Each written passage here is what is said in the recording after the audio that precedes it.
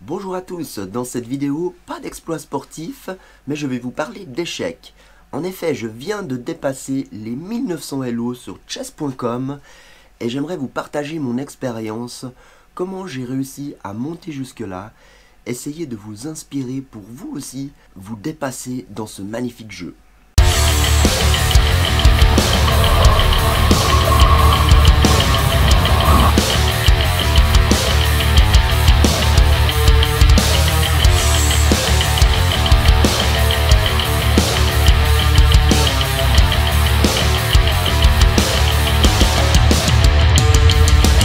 Alors c'est la deuxième vidéo d'échecs que je fais sur cette chaîne. Je suis plus connu pour mes exploits sportifs, triathlon, trail, montagne, pour mes expéditions dans la nature. Mais pour moi, il est essentiel pour être une personne complète d'avoir un esprit sain dans un corps sain. Donc il faut aussi bien travailler sa tête que son corps. C'est d'ailleurs pour ça que je continue des études universitaires même après 50 ans. D'ailleurs, je pense vous faire prochainement une vidéo sur le sujet, comment gérer vie professionnelle, vie familiale, vie sportive et des études universitaires. Alors si le sujet vous intéresse, n'oubliez pas de vous abonner et de cliquer sur la cloche des notifications pour ne pas louper les prochaines vidéos. Alors, revenons aux échecs. Mon parcours aux échecs a commencé à l'âge de 6 ou 7 ans. Je jouais avec mon père. Et comme j'adorais ce jeu, que je progressais bien, mon père m'a proposé de m'inscrire dans un club d'échecs. Donc à partir de 8 ans, j'avais des cours d'échecs tous les jeudis et régulièrement des tournois le week-end. En plus, je m'entraînais la plupart des soirs, soit avec des bouquins, soit en jouant avec mon père, avec des amis. Et j'ai fait ça jusqu'à l'âge de 14 ans. À 14 ans, j'arrête les échecs. Non pas que je n'aimais plus les échecs, mais parce que j'ai réalisé que c'était dangereux pour ma santé. En effet, à l'époque, il n'était pas interdit de fumer dans les salles, et donc je passais énormément de temps dans des salles enfumées avec des gens qui fumaient des pipes, des cigares, des cigarettes. Un jour, mes parents sont venus me chercher à la fin d'un tournoi, et il y avait tellement de fumée dans la salle qu'ils n'arrivaient même pas à me voir. Donc on en a parlé avec mes parents et j'ai vraiment pris conscience que c'était vraiment trop dangereux pour ma santé. Donc j'ai arrêté les échecs en compétition. J'ai continué de jouer aux échecs avec des amis, avec mon père, avec un jeu d'échecs électronique. Beaucoup plus tard avec Internet. Et depuis 2-3 ans, en fait durant le Covid, je me suis remis de façon vraiment très sérieuse aux échecs. D'ailleurs, il y a de grandes chances que je me remette à la compétition en vrai. Pour le moment, je joue que en ligne sur chess.com, mais je suis très motivé pour reprendre la compétition en vrai. D'ailleurs, depuis l'automne passé, j'ai inscrit Dimitri aussi dans une école d'échecs. Comme moi à l'âge de 8 ans, et lui à l'âge de 4 ans, il a commencé l'école d'échecs. Il apprend très vite, on fait des parties ensemble, et pourquoi pas, dans quelques années, qu'on devienne coéquipier pour faire des tournois. Alors, comment ai-je réussi à atteindre les 1900 Elo? Alors c'est très très loin des grands maîtres, des meilleurs joueurs du monde, mais c'est pas évident non plus d'arriver à 1900 Elo.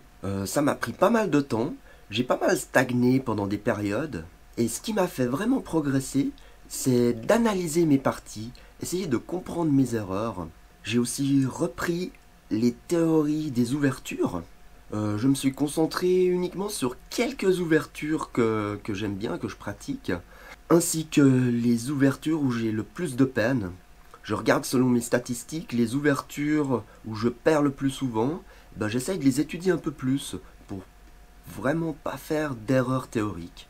Un autre point qui m'a aidé à beaucoup progresser, c'est de faire beaucoup plus de parties très rapides, comme des blitz ou des boulettes.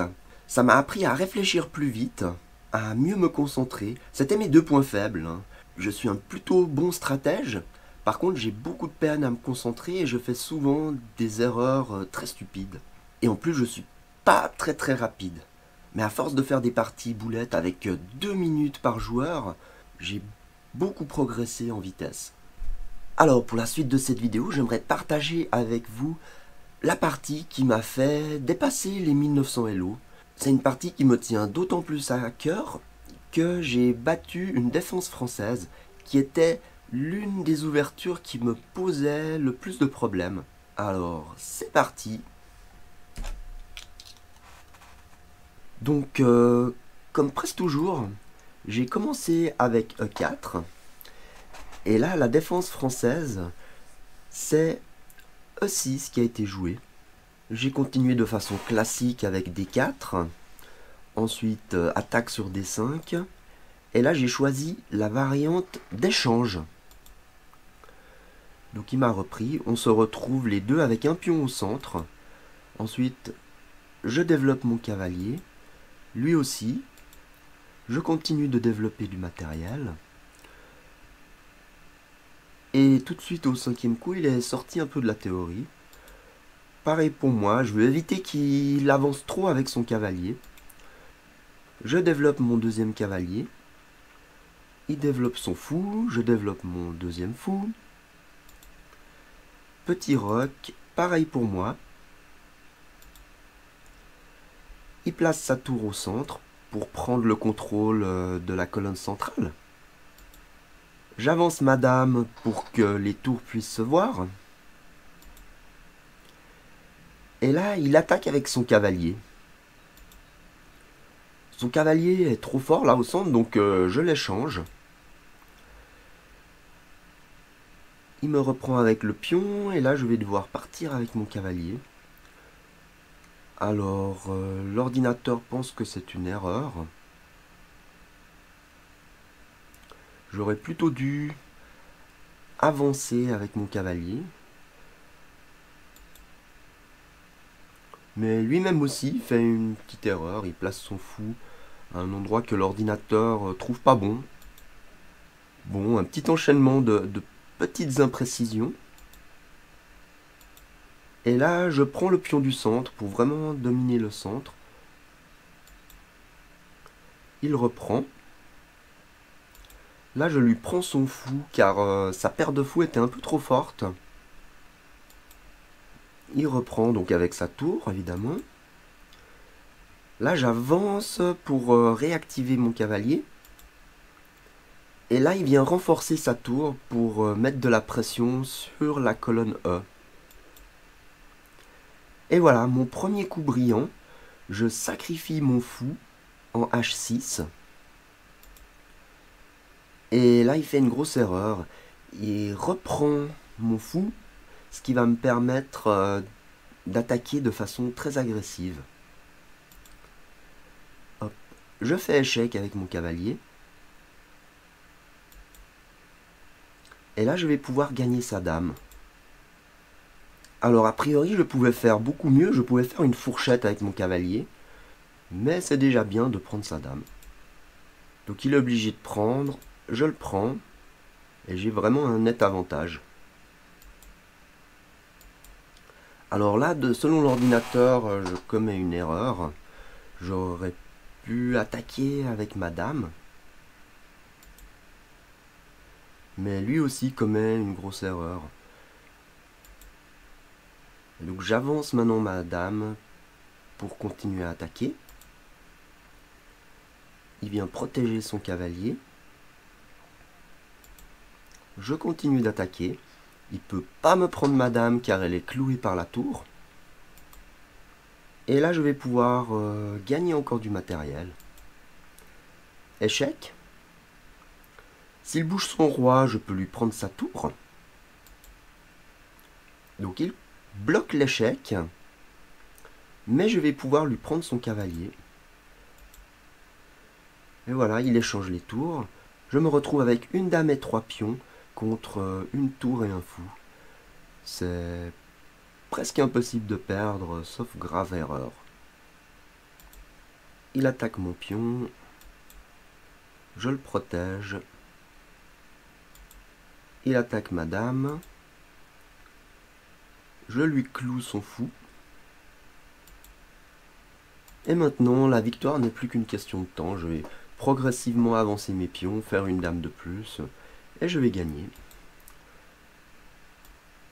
Il enlève le clouage. Je viens protéger mes pions. J'avance mon roi. Il me fait échec. Je pars. Il attaque ma dame. Je m'enfuis. Et là, je vais avancer mes pions pour faire une dame.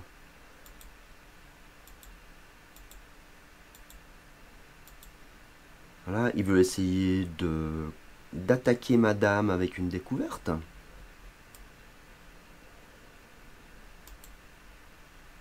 J'attaque sa tour. Il attaque mon pion. Je vais devoir le protéger. Et je vais continuer d'avancer mes pions. Bientôt une dame de plus. C'est qu'une question de temps. Alors je perds quelques pions, mais c'est pas grave, je vais faire une dame.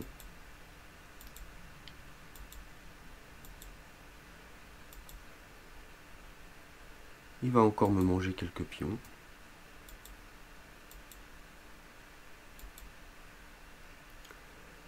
Alors il va sacrifier sa tour contre ma dame. Voilà, une nouvelle dame. Je récupère sa tour. Mon avantage est toujours plus grand. Je vais pouvoir faire de toute façon encore une dame avec mon autre pion.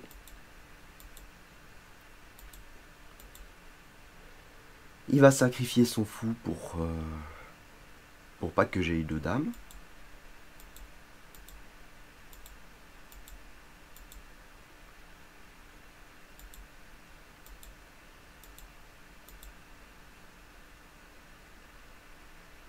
Alors il est très persévérant. Hein. Là il a plus beaucoup de chances de gagner quand même.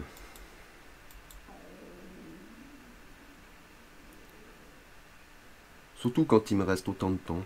Dans les parties boulettes, on peut jouer même avec un gros désavantage parce qu'on peut très bien faire une erreur, perdre autant ou se retrouver patte. Mais là, avec encore 5 minutes de temps, il aurait pu abandonner.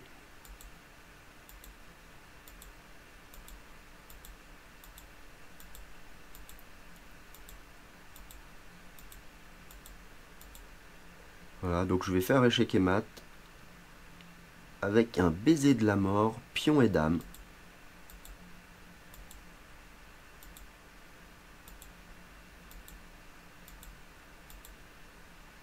Et voilà, échec et mat. Alors, le niveau que l'ordinateur a calculé est de 2200 Elo, ce qui me donne grand espoir de encore progresser. J'ai déjà eu des parties avec 2600 Elo calculés par l'ordinateur. Donc je pense vraiment avoir un potentiel, il faut mieux me concentrer, éviter les grosses erreurs, et je peux encore progresser. Mon prochain objectif, 2000 Elo. Je referai une vidéo si j'atteins les 2000 Elo.